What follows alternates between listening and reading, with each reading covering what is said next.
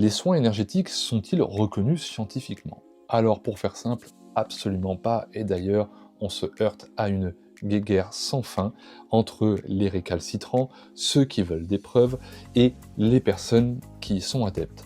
Bien évidemment, le seul témoin réel de l'efficacité d'un soin énergétique est la personne qui est sur table.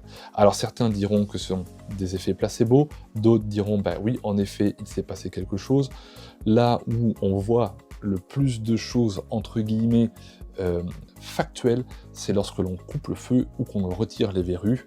Là, évidemment, les gens ont du mal à y croire, mais se rendent bien compte qu'il s'est passé quelque chose.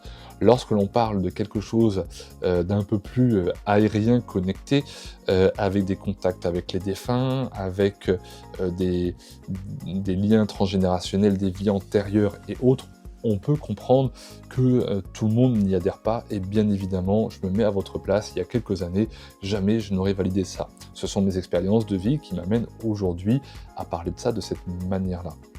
Donc, en ce qui concerne la science, certains se penchent dessus, en effet, voient bien que le magnétisme apporte certaines choses, réalise certaines choses. Maintenant, dire que c'est la solution à tout, on est bien d'accord que non. En tous les cas, l'important c'est qu'est-ce que ça apporte aux gens, tout en étant éthique.